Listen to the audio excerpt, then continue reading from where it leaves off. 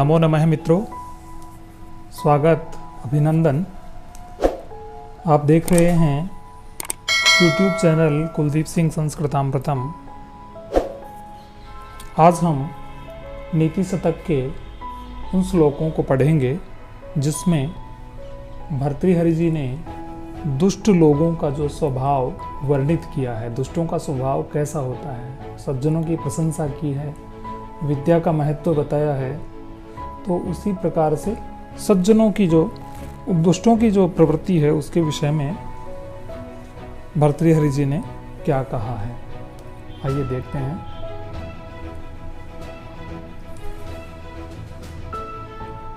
द्रुत विलंबित छंद में यह है पद्य है। अकरुणत्वमकारण विग्रह परधने परयोषिति च स्पृहा सुजन बंधु जनेष्व सहिष्णुता प्रकृति सिद्धमिदं हि दुरात्मनाम्। अकरुणत्वम, करुणा यानी दया होता है। अकरुणत्वम अदयालुता अर्थात निर्दयता, ये दुष्टों की प्रकृति सिद्ध होता है, स्वभाव से ही सिद्ध होता है ये चीजें उनमें। अकरुणत्वम अकारण विग्रह है, बिना कारण के लड़ाई झगड़ा करना।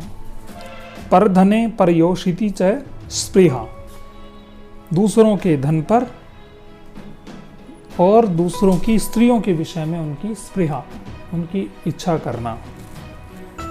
सुजन बंधु जनेषु असहिष्णुता, सज्जनों, सुजन यानी सज्जन और बंधु जनेषु यानी अपने जो लोग हैं उनके प्रति असहिष्णुता, सहनशीलता का भाव उनमें नहीं होता।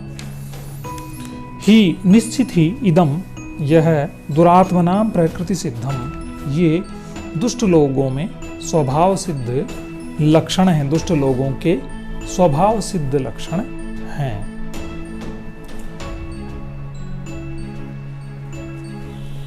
कवि कहते हैं कि हमें दुष्ट जनों का त्याग कर देना चाहिए, भले ही वे बहुत सारे विद्या इत्यादि से भी अलंकृत हों। विद्या से अलंकृत भी दुर्जन का परित्याग क्यों कर देना चाहिए, इसके विषय में एक उन्होंने उदाहरण दिया है कि दुर्जनः परिहर्तव्यो विद्ययालंकृतोऽपि सन् मणिना भूषितः सर्पः किमसौ न भयंकरः।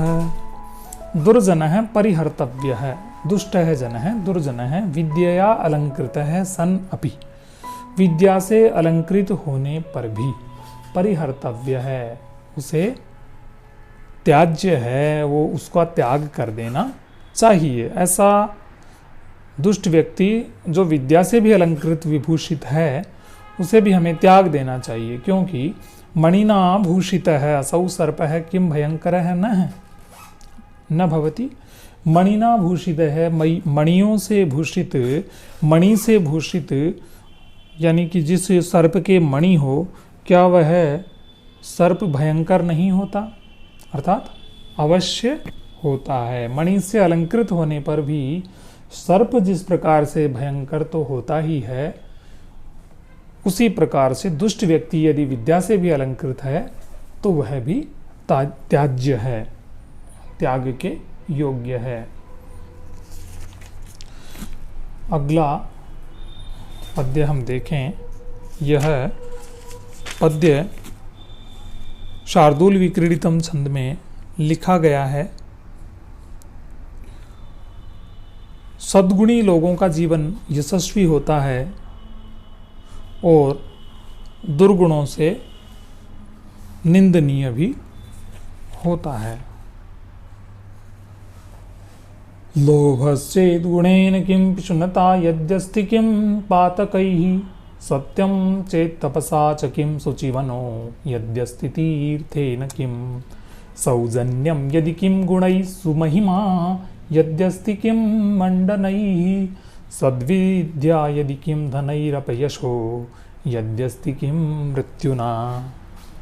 लोभश्चेद गुणेन किं, यदि लोभ है तो फिर अगुणेन किम, अगुण से क्या, अर्थात दुर्गुण से क्या है। लोभ सबसे बड़ा दुर्गुण है, फिर और दुर्गुण ना भी हो तो कोई बात नहीं। लोभश्चेद अगुणेन किम, यदि लोभ नामक दुर्गुण व्यक्ति में उपस्थित है तो फिर और दुर्गुणों से क्या प्रयोजन, अर्थात वह इतना ही पर्याप्त है। यदि पिशुनता अस्ति पातकई ही किम, यदि दूसरे की चुगलखोरी करने का जो दुर्गुण है वो यदि है तो फिर और पापों की आवश्यकता नहीं। पातकई यानी पाप, अन्य पाप करने की आवश्यकता नहीं है, यही सबसे बड़ा पाप है। सत्यम चेत तपसा च किम, यदि सत्य है तो फिर तपस्या से क्या प्रयोजन है, अर्थात यदि सत्य है तो तपस्या का क्या, तपस्या से क्या, अर्थात तपस्या की आवश्यकता नहीं है, सत्य अपने आप में ही तपस्या है, तप है। यदि शुचि मन है अस्ति तीर्थेन किम, यदि पवित्र मन किसी का है तो फिर तीर्थ पर जाने की आवश्यकता उसे नहीं है, तीर्थ से कोई प्रयोजन नहीं। यदि सौजन्यम तर्हि गुणैः किम, यदि सज्जनता है, सौजन्यम इत्युक्ते सज्जनता, तो गुणैः किम, फिर और गुणों से क्या प्रयोजन, अर्थात सज्जनता सबसे बड़ा गुण है। यदि सुमहिमा अस्ति, यदि सुंदर महत्व है तो मंडनैः किम, आभूषणों से क्या प्रयोजन है, अर्थात आभूषणों से कोई व्यक्ति की सुंदरता नहीं बढ़ती, उसकी जो सुमहिमा है, उसकी जो सुंदर कीर्ति है, उसी से उसकी शोभा बढ़ती है। यदि सद्विद्या अस्ति धनैः किम, धन से क्या प्रयोजन, यदि किसी के पास अच्छी विद्या है तो फिर धनों से क्या। किम अपयशः अस्ति, यदि अपयशः अस्ति मृत्युना किम, यदि अपयश व्यक्ति के पास है, दुष्कीर्ति यदि है तो फिर मृत्यु से क्या प्रयोजन, अर्थात वह मृत्यु से भी बढ़कर है। अपयश जो है वह मृत्यु से, फिर मरने की आवश्यकता नहीं है व्यक्ति को, वह अपने आप ही मर गया है। इस तरह से कवि ने इन ग्राह्य और अग्राह्य चीज़ों का विवेक रखना सिखाया है कि किसे हमें अपनाना है और किसको छोड़ना है। अगला जो पद्य हम देखें वह है जिसमें कष्टदायी, कवि को जो कष्टदायी ऐसे 7 कांटे हैं, शूल, जो कवि के हृदय में निरंतर चुभते हैं, गड़ते हैं जब वह ऐसा देखता है। आइए देखते हैं। शशि दिवस धूसरो गलित यौवना कामिनी, सरो विगत वारिजम मुखम अनाक्षरम स्वाकृते है, प्रभुर्धन परायण है सतत दुर्गत है सज्जनो, नृपांगण गत है खलो मनसि सप्त सल्यानि में, मेरे मन में 7 कांटे ये मन में कंटक हैं। कौन कौन से, दिवस धूसर है शशि, दिन के समय क्षीण कांति वाला चंद्रमा कांटे के समान चुभता है। दिन के समय चंद्रमा की कांति परिक्षीण हो जाती है, खत्म हो जाती है और वह बिल्कुल ऐसा एक साधारण सफ़ेद सा एक टुकड़ा दिखाई देता है, सौंदर्य विहीन। तो यह कवि के हृदय में बड़ा टीस है इस बात की। गलित यौवना कामिनी, क्षीण यौवन वाली स्त्री, जिसने अपना यौवन क्षीण कर दिया है, ऐसी कामिनी। विगत वारिजम सर है, ऐसा कमलहीन सरोवर, जिस सरोवर में कमल नहीं हो ऐसा सरोवर। स्वाकृते है अनक्षरम मुखम, विद्या रहित सुंदर मुख, सुंदर स्वरूप वाले व्यक्ति का मुख, और वह कैसा, विद्या से रहित व्यक्ति। सुंदर इतना है किंतु उसमें विद्या नहीं है, तो वैसा मुख कवि के लिए शल्य की भांति चुभने वाला है। धन परायण है प्रभु, और धन का लोभी स्वामी। सतत दुर्गत है सज्जन है, और सदा कष्टों में पड़ा हुआ सज्जन, सज्जन व्यक्ति है किंतु हमेशा उसके कष्ट ही कष्ट रहता हो। नृपांगण गतः खलः, और राजा की सभा में पहुंचा हुआ दुष्ट व्यक्ति। ये 7 कवि के हृदय को छलनी कर देते हैं, कांटे की भांति चुभते हैं। बड़े ही महत्व की बात कवि ने बताई है। अगला पद्य देखें। नैकश्चित् चंडकोपानाम आत्मीयो नाम भूभुजाम होतारमपि जुह्वानम स्पृष्टो दहति पावकः। अर्थात क्रोध युक्त जो राजा होता है वह किसी का सगा नहीं होता, इसलिए क्रोधित राजा के पास कभी भी उपस्थित नहीं होना चाहिए। जो प्रचंड कोप वाले राजा होते हैं उनका कोई भी व्यक्ति सगा नहीं होता, आत्मीय जन उनका कोई भी नहीं होता। यही बात कवि ने कही है कि चंडकोपानाम भूभुजाम कसिद आत्मीय नाम नय। चंडकोपानाम प्रचंड तीक्ष्ण क्रोध वाले भूभुजाम राजाओं का कश्चित कोई भी आत्मीय है नाम न भवति, स्वकीय जन कोई भी नहीं होता, उनका अपना कोई नहीं होता। पावक है जुह्वानम होतारम अपि स्पृष्ट है दहति। पावक है यानी अग्नि, जुह्वानम यानी यज्ञ करने वाले के, होतारम होत्र नाम का जो उसका ऋत्विज है जो हवन करा रहा है, होता अध्वर्यु उद्गाता और ब्रह्मा, ये क्रमशः है ऋग्वेद यजुर्वेद सामवेद और अथर्ववेद के जो पुरोहित होते हैं उनके नाम हैं। तो होता जो है उसको भी स्पृष्ट दहती, स्पर्श की जाती हुई जला देती है। यदि हम यज्ञ करें तो यज्ञ करने वाले को भी अग्नि कहाँ छोड़ती है, वह यज्ञ कर रहा है, अग्नि में हवि प्रदान कर रहा है, उसे भोज्य पदार्थ प्रदान कर रहा है देवताओं को देने के लिए, किंतु अग्नि तो अग्नि है, अग्नि सबको जलाती ही है। इस प्रकार से कवि ने कहा है अत्यंत प्रचंड कोप वालों का कोई भी संबंधी सगा आत्मीयजन नहीं है, उनसे बच के रहना चाहिए। इसके आगे प्रस्तुत जो श्लोक आप देख पा रहे हैं इसमें कवि ने सेवा के धर्म को बहुत ही कठिन बताया है, नितांत कठिन है, महात्माओं के लिए भी यह बहुत ही कठिन है सेवा का धर्म। यह आप नित्य प्रति व्यवहार में भी देखते हैं अपन कि जो सेवा करता है उसको कुछ उलाहना ही मिलता है, उसे पुरस्कार नहीं मिलता। देखें, मौनान मूकः प्रवचन पटु वातुलो जल्पको वा दृष्टः पार्श्वे वसति च सदा दूरतस्सा प्रगल्भः क्षान्त्याभिरुर्यदि न सहते प्रायशो नाभिजातः सेवा धर्मः परमगहनो योगिनामपि अगम्यम।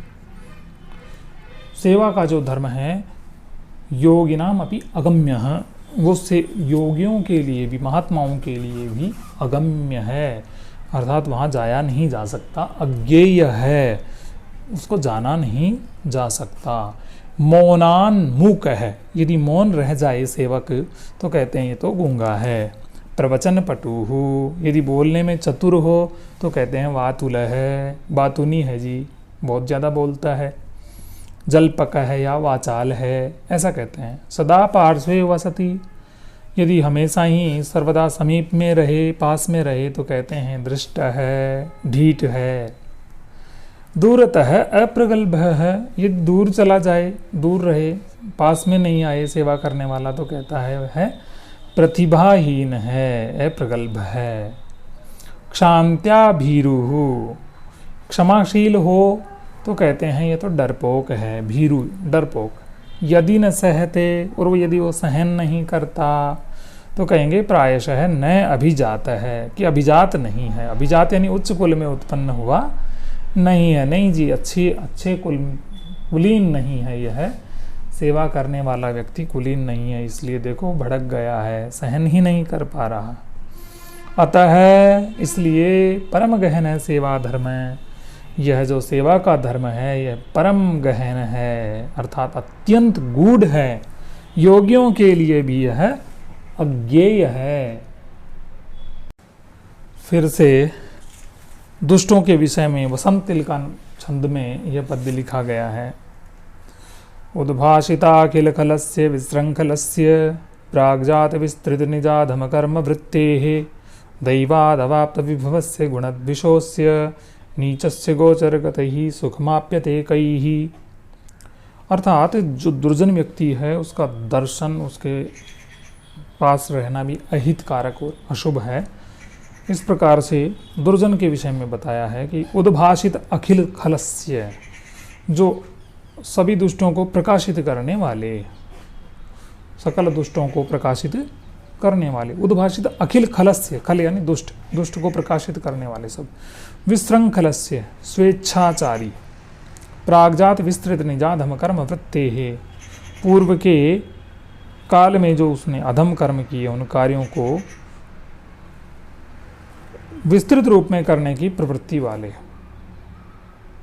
दैवात, देव योग से, अवाप्त विभवस्य, देव योग से जिस संपत्ति प्राप्त किए हुए, देव योग से उसको संपत्ति भी मिल गई है नीच व्यक्ति को। अवाप्त विभवस्य, गुणद्वेष है, और गुणों से जो द्वेष रखने वाला है, जो गुणों से हमेशा द्वेषता, शत्रुता रखता है, गुणों से जिसका शत्रुता का भाव है, ऐसे अस्य नीचस्य, ऐसे नीच पुरुष के गोचरगतई ही, दृष्टिगत, उसके पास में आए हुए, उसके दृष्टि में आए हुए, कई ही, किन लोगों ने सुखम आप्यते, किन लोगों ने सुख को प्राप्त किया है, ऐसे दुष्ट व्यक्ति के संपर्क में आए हुए किस व्यक्ति ने आज तक सुख को प्राप्त किया, अर्थात किसी ने भी सुख को नहीं प्राप्त किया हुआ है।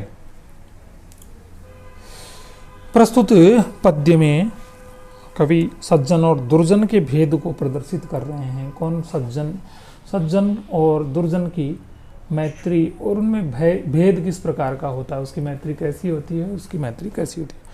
आरंभ गुरुवी क्षयिणी क्रमेण लघ्वी पुरा वृद्धिमती च पश्चात् दिनस्य पूर्वार्ध परार्ध भिन्ना छायैव मैत्री खल सज्जनानाम। खल यानी कि दुष्ट, और सज्जनानाम यानी सज्जनों की मैत्री होती है वो छाया के समान होती है, दिन की छाया के समान। पूर्वार्ध परार्ध भिन्ना, पूर्वान्न और अपराह्न में भिन्न रूप वाली। पूर्वार्ध दिन का जो आधा भाग है उसमें अलग, और अपराह्न में भिन्न रूप वाली। सुबह से जिस प्रकार की छाया बनती है व्यक्ति की, कोई व्यक्ति खड़ा है, सूर्य उदित होता है तो बड़ी छाया बनती है। धीरे धीरे धीरे धीरे आकर के क्या होता है, दोपहर के समय 12 बजे जब सूर्य बिल्कुल ऊपर, सिर के ऊपर तपते हैं, उस समय बिल्कुल छोटी सी छाया बनती है। और ऐसे ही दिन का जो पश्च भाग है उसमें वो छोटी छाया फिर धीरे धीरे धीरे धीरे शाम तक फिर से बड़ी होती है। यही दुष्ट और सज्जन की मैत्री, मित्रता का इसमें भेद है कि सज्जन, दुष्ट की जो संगति होती है, दुष्ट की जो मित्रता होती है, आरंभ गुरवी, वो शुरू में ही बड़ी होती है। दुर्जनों की जो मित्रता होती है दिन के पूर्वार्ध भाग के समान छाया की तरह प्रारंभ में अधिक होती है, फिर धीरे धीरे धीरे धीरे कम हो जाती है। क्षयिणी क्रमेण लघ्वी पुरा वृद्धिमती से पश्चात। और जो सज्जन की मैत्री होती है वो लघ्वी पुरा, पहले छोटी होती है, वृद्धिमती से पश्चात, और धीरे धीरे धीरे धीरे बढ़ती जाती है। सज्जनों की मित्रता दिन के उत्तरार्ध भाग की छाया के समान पहले कम और फिर उत्तरोत्तर बढ़ने वाली होती है। और दुष्ट की पहले बड़ा दिखावा करता है, बहुत ज़्यादा मित्रता रखता है, और एकदम से फिर कम करते करते मित्रता समाप्त कर देता है। इस प्रकार से सज्जन और दुर्जन व्यक्ति की मित्रता का यह भेद इन्होंने बताया है। एक पद्य और हम देखें शत्रुता का, कि निष्कारण ही दुर्जन लोग जो हैं सज्जनों से किस प्रकार से दुष्टता करते हैं और उनसे किस प्रकार से वैर भाव रखते हैं। मृगमीन सज्जनानाम तृणजल संतोष विहित वृत्ति नाम, यहाँ ती बड़ा आएगा, लुब्धक धीवर पिशुना निष्कारण वैरिणो जगति। दुर्जना जगति यानी संसार में, लुब्धक, लुब्धक यानी व्याध, शिकारी, धीवर, धीवर यानी मल्लाह है जो नाव चलाता है और मछलियां पकड़ता है। पिशुना और दुर्जन व्यक्ति, ये तृणजल संतोष विहित वृत्ति नाम। व्याध किन्हें मारता है, हरिणों को मारता है, अन्य जानवरों को मारता है, वैसे जानवर जो घास खाते हैं उन्हें। तो तृण जल में रहने वाली मछली, मल्लाह उन्हें पकड़ता है, जो धीवर होता है मछली का व्यापारी। संतोष विहित वृत्ति नाम, और दुर्जन जो सज्जन जो हैं वो बिल्कुल संतोष वृत्ति से अपना जीवन बिताते हैं। घास पानी और संतोष वृत्ति से जीवन निर्वाह करने वालों के मृग मीन और सज्जन, मृग मीन और सज्जन इनका निष्कारण वैरिण है, बिना ही कारण के वो वैरी होते हैं। कि संसार में व्याध धीवर और दुर्जन लोग घास पानी और संतोष वृत्ति से अपना जीवन यापन करने वाले क्रमशः हरिण, मछली और सज्जनों के अकारण ही शत्रु होते हैं। धन्यवाद, वीडियो देखने के लिए बहुत बहुत धन्यवाद। मिलते हैं अगले वीडियो में। तावत् भवेत् शुभम मंगलम। जयतु संस्कृतम, जयतु भारतम।